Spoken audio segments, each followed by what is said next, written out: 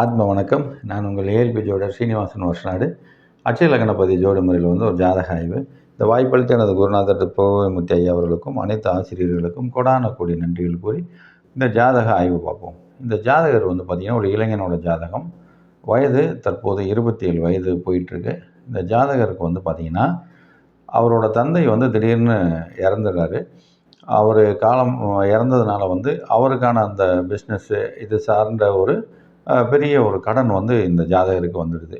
சரி, தன் தந்தையோட பெயரை காப்பாற்றணும். அவர் ஒரு நியாயமான மனிதனாக தான் இருந்திருக்காரு. அப்போது அவரோட பெயரை காப்பாற்றணும் அப்படின்றதுக்காக அந்த பணங்களை இந்த ஜாதகர் செட்டில் பண்ணிட்டு வராரு. இருந்தாலும் இவருக்கு சில விஷயங்கள் இவரால் முடியலை. எனக்கு இது எப்போ தீரும், இந்த பிரச்சனைகள், இந்த கடன் சார்ந்த பிரச்சனைகள் எப்போ தீரும் அப்படின்னு சொல்லி ஒரு ஆய்வுக்காக கேட்டிருந்தார். அது எப்படி நம்ம அட்சய லக்னபதி ஜோடி முறையில் ஒரு ஆய்வு பண்ணோம் அப்படின்னு சொல்லி பார்க்கலாம். இந்த ஜாதகரோட ஜென்ம லக்னம் அப்படின்னு பார்த்தீங்கன்னா விருச்சிக லக்னம்.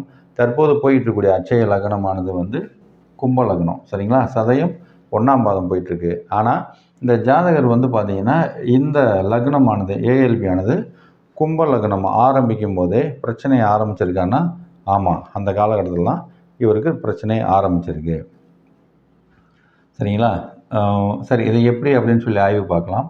இந்த ஜாதகரோட லக்னாதிபதி யாருன்னா சனி பகவான். அவர் ஏஎல்பிக்கு 3ஆம் இடத்துல இருக்கார். சரிங்களா? சரி, இப்போது இந்த ஜாதகரோட தந்தை அப்படின்னு எடுத்துக்கிட்டிங்கன்னா 9ஆம் இடம். தந்தை அப்படின்னா 9ஆம் இடம். இந்த 9ஆம் இடத்தோட அதிபதி யாருன்னு பார்த்தீங்கன்னா சுக்கிர பகவான். துலாம் ராசி, சுக்கிர பகவான் அதிபதி. அந்த சுக்கிர பகவான் எங்கே இருக்கார் அப்படின்னா ஏஎல்பி லக்னத்தில் இருக்கார்.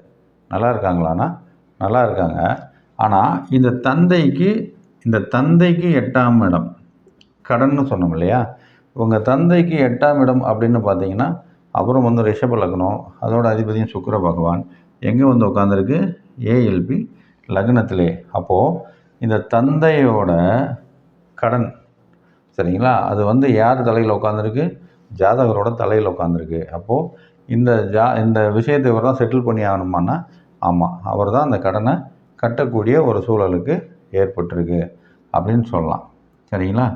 சரி, அது மட்டும் இல்லாமல் இந்த ஜாதகர் இருக்கார் இல்லையா, இந்த ஜாதகரோட லக்னம், அதாவது இந்த ஜாதகர் அவர் இறந்துட்டாருன்னு நம்ம சொல்லிட்டோம். சரிங்களா? இந்த ஜாதகரோட தந்தை இறந்ததுனால தான் இந்த பிரச்சனை. சரிங்களா? சரி, இப்போது இந்த ஜாதகரோட நிலம் இருக்கு இல்லையா, ஏன்னா இவர் நிலத்தை தான் விற்று தான் கொடுத்துருக்காங்க. இந்த ஜாதகரோட தந்தை பேரில் இருந்தக்கூடிய நிலங்களை விற்று தான் கொடுத்துருக்காங்க. இந்த தந்தைக்கு 4ஆம் இடம்ன்றது சொத்து. அது யாருக்கு? இந்த ஜாதகருக்கு விரயம். விரயத்திற்கான 12ஆம் இடம் ஆயிடுது. அதாவது ஏஎல்பிக்கு 12ஆம் இடம் இந்த தந்தையோட சொத்து. 4ஆம் இடம்ன்றது இந்த ஜாதகருக்கு விரயம். அந்த அதிபதி யாருன்னா சனி பகவான். அவர் எங்கே உட்காந்துருக்காங்க? ஏஎல்பிக்கு 3ஆம் இடத்தில் அமர்ந்து 7ஆம் பார்வையாக தந்தையை தான் பார்க்குறாரு. 10ஆம் பார்வையாக மறுபடியும் இந்த ஏஎல்பிக்கு விரயத்தை பார்க்குறதுனால இந்த சொத்து இந்த ஜாதகருக்கு கொடுத்து வைக்கலை. அது விரயம் செய்யக்கூடிய ஒரு காலமாக அமைஞ்சிருது. அதை விற்று தான் அவர் முடிஞ்ச அளவு ஒரு 80% கடன்களை செட்டில் பண்ணிட்டார். ஒரு 20% என்னால் சரி பண்ண முடியல. அது எப்போ தீரும் அப்படின்றது தான் இவரோட கேள்வி. சரி, இந்த கடன் அப்படின்னு சொன்ன உடனே இந்த ஜாதகருக்கு 8ஆம் இடத்தை பார்த்துருவோம். ஏஎல்பிக்கு 8ஆம் இடம். 8ஆம் இடத்தோட அதிபதி யாருன்னா புதன் பகவான். அவர் எங்கே உட்காந்துருக்காங்கன்னா ஏஎல்பிக்கு 2ஆம் இடத்துல. அப்போ 8ன்றது தீராத கடன், இந்த 2ன்றது இந்த ஜாதகரோட வருமானம். அப்போது இந்த தீராத கடனுக்காகவே இவரோட வருமானம் இருக்குமானா ஆமாம். ஏன்னா இவர் சம்பாதிச்சு கொஞ்சம் கொஞ்சமாக அதை செட்டில் பண்ணக்கூடிய ஒரு இடத்துல தான் இருக்கார். அவருக்கு தலைக்கு மேலே இருக்குது கடன். இருந்தாலும் இது அந்த வருமானம் பூராமே கடனுக்காக போய்கிட்டு இருக்கா அப்படின்னா ஆமாம். அது மட்டும் இல்லாமல் நீங்கள் பொதுவாகவே ஒரு பலன் என்னன்னு கேட்டிங்கன்னா 3ஆம் இடத்துல இத்தனை கிரகங்கள் ஒன்று சேர்ந்து இருப்பது ஒரு தீராத பிரச்சனையை நிச்சயமாக கொடுத்துரும். ஏன்னா அது மட்டும் இல்லாமல் ஏஎல்பி லக்னமானது கும்பமாக போயிட்டு இருக்கும்போது நீங்கள் இங்கே சூரியன், சந்திரன், செவ்வாய் ஆகிய 3 கிரகங்கள் கூட சனியும் உட்காந்துருக்காரு. இந்த கிரகங்கள் எல்லாம் ஒரு இடத்தில் அமர்ந்திருப்பது ஒரு மரணத்திற்கு ஒப்பான ஒரு கண்டத்தை கொடுத்துருமானா நிச்சயமாகவே கொடுத்துரும். ஏன்னா இந்த ஜாதகருக்கு 8ஆம் இடம்னு சொல்லக்கூடியது கன்னி. சரிங்களா? இந்த 8ல் போய் இத்தனை கிரகங்கள் குமிஞ்சிருக்குது. ஏதாவது ஒரு கிரகங்கள் ஒரு உச்சமான நேரத்தில் அதுக்கான நேரத்தில் போய் அமர்ந்துருச்சுன்னா அந்த காலகட்டத்தில் ஒரு மரணத்திற்கு ஒப்பான ஒரு கண்டமாக வந்தக்கூடிய வாய்ப்பு இருக்கான்னா இந்த ஜாதகருக்கு இருக்குது. ஆனால் இவர் எங்கே தப்பிக்கிறாரு அப்படின்னா, இது எல்லாமே ஒரு தீராத கடனில் போய் இவர் மாட்டிருக்கிறதுனால இந்த கண்டமே வந்து இவருக்கு கடனாக மாறி இவருக்கு ஒரு சாதக பலனை கொடுத்துருக்கு அப்படின்னு சொல்லலாம். ஏன்னா இப்போ தான் சதயம் 1 போயிட்டுருக்கு. இன்னும் சதயம் 2, 3, 4 பாதங்கள் முடிஞ்சு அதுக்கடுத்து வரக்கூடிய இன்னும் 3ஓட 4 பாத காலங்கள், அதுக்கு அடுத்த நட்சத்திரங்களும் வந்து போகும்போது இவருக்கு வந்து இன்னும் ஒரு 7 வருட காலங்களுக்கு இந்த பிரச்சனை இருக்குது. ஜூலை 2031 வரைக்குமே இவருக்கு கடனோடு இருக்கிறது இவருக்கு ஒரு சாதகமான பலன். அதாவது அதுவே ஒரு பரிகாரமாக ஆயிடும் அப்படின்ற மாதிரி நம்ம அவருக்கு பலனை சொல்லி முடிச்சிட்டோம். அவரும் கண்டிப்பாங்க அப்படின்னு சொல்லியிருக்கார். ஏன்னா சில இந்த 8க்கு 8 சம்மந்தப்படக்கூடிய இந்த 3ஆம் இடத்துல சில கிரகங்கள் அமர்ந்திருக்கனால அவருக்கு சில எளிய பரிகாரங்களை சொல்லியிருக்கோம்.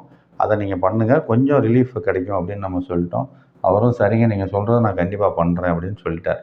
இது மாதிரி பார்த்தாலே கணிக்கக்கூடிய ஒரு முறை தான் அட்சய லக்னபதி ஜோட முறை. ஆனால் இவர் என்ன நடந்தாலும் 2031 வரைக்கும் இவருக்கு நேரம் சரியில்லையானா நிச்சயமாக கிரக நிலைகள் சரியில்லை அப்படின்றத நம்ம ஆணித்தரமாக சொல்லிட்டோம். அதனால் இவரும் வந்து நான் கேர்ஃபுல்லாக இருந்துக்கிறேங்க அப்படின்னு சொல்லிட்டாரு. எக்ஸ்ட்ரா வந்து கடன் எதுவும் வாங்கிடாதீங்க, முடிஞ்ச அளவு இருக்கிறத செட்டில் பண்ணுறதுக்கான முயற்சியை பண்ணுங்கள். அதிகப்படியான கடன் வாங்கினீங்கன்னா இன்னும் மேலும் மேலும் நீங்கள் பிரச்சனைகளை மாட்டக்கூடிய வாய்ப்புகள் இருக்குது அப்படின்னு நம்ம சொல்லிட்டோம். அவங்க இல்லைங்க நான் இனிமேல் கடன்லாம் வாங்குறதில்ல, இருக்கிறத செட்டில் பண்ணிகிட்டே வந்துட்டுருக்கேன் அப்படின்னு சொல்லிட்டார். சரிங்களா? இது மாதிரி ஆய்வுகளை வந்து அட்சய லக்னபதி ஜோடி முறையில் தான் எளிமையாகவும் துல்லியமாகவும் கணிக்க முடியும். தேதி முதல் கொண்டு உங்களால் சொல்ல முடியும். அதாவது வந்து இந்த அட்சய லக்னபதி ஜோடி முறையில் கடைசி 10 நிமிடம் வரைக்கும் பலன் சொல்ல முடியும். அடுத்த 10 நிமிடத்திற்கு என்ன மாதிரியான பலன் அப்படின்ற வரைக்குமே இதில் கணிக்க முடியும். அதனால் இதை நீங்களும் கற்றுக்கிட்டு எளிமையாக பலன் சொல்லணும்னு விருப்பம் இருக்கிறவங்க கீழே இருக்கக்கூடிய அலுவலக எண்ணை தொடர்பு கொள்ளுங்கள்.